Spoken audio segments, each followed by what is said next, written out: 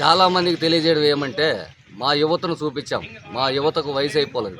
కాకపోతే వాళ్ళు సాఫ్ట్‌వేర్ ఉద్యోగస్తులు.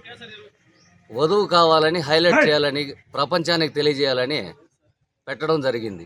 ఎందుకు పెట్టడం జరిగిందంటే ఇది మన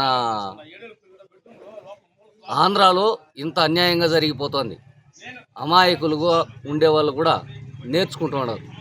ఈ పెళ్ళి కావాలంటే ఒక కారు, ఒక విమానం, ఒక రైలు ఉందా అని అడిగే ప్రయత్నం చేస్తూ ఉన్నారు.